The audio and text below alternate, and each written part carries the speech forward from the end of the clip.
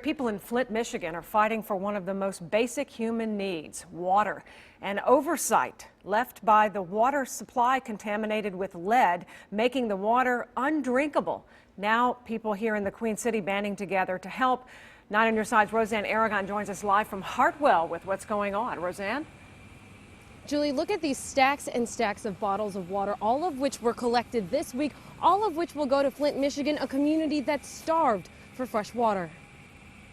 It's one of the most basic human needs, now needed more than ever. We are collecting water to take up to Flint, Michigan tomorrow to assist the people up there with the water crisis. A crisis the president deemed a state of emergency. Flint's water contaminated with lead. Those people are at the hands and the mercy of the people that govern them, and they've been let down. It all started in April of 2014. The city temporarily switched their water supply from Lake Huron to the notoriously dirty Flint River through service lines made of lead.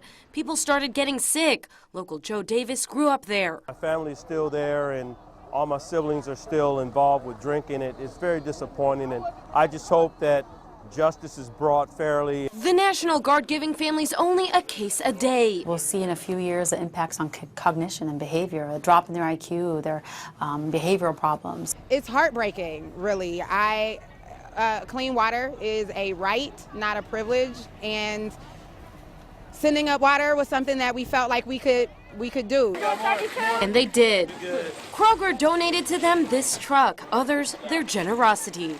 I donated the largest bundle of water I could buy. All to help those to get something many of us might take for granted.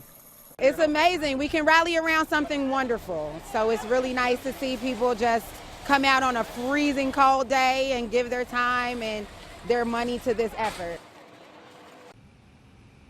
Again, a semi-truck full. They say they can't fit any more, but they say any extra donations can go to the St. Mark's AME Church in Finneytown. This truck will be leaving tomorrow morning. Reporting live, Roseanne Aragon, 9 on your side.